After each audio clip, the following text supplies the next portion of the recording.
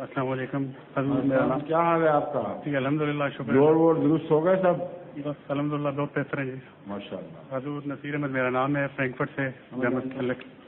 حضور میرا سوال یہ ہے کہ اللہ تعالیٰ نے قرآن مجید میں زمین و آسمان کی تخلیق کا ذکر کئی جگہوں پہ فرمایا ہے, اور اسی ضمن میں کئی آیات ہیں کہ جیسے سورۃ اعراف ہے, سورۃ ہود ہے, سورۃ بنی اسرائیل وغیرہ, کہ اللہ تعالیٰ نے 6 وقتوں میں زمین آسمان کو پیدا کیا, اور اس کے بعد 6 یوم میں 6 مراحل میں, اور اس کے بعد وہ عرش پہ قائم ہو گیا.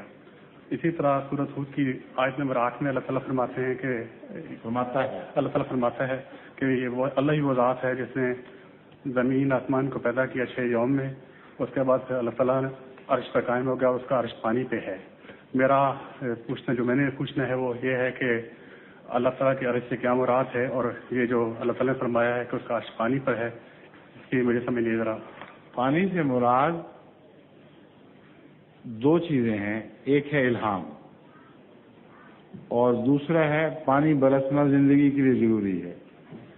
جیسا کہ فرمایا وَجَعَلْنَا مِنَ الْمَاءِ كُلَّ شَيْءٍ, ہم نے پانی ہی سے ہر زندہ چیز کو پیدا کیا ہے. تو جب اللہ تعالیٰ فرماتا ہے عرش سے مراد ہے بنا, وہ کون سی چیز ہے جو سب سے بڑی اہمیت رکھتی ہے.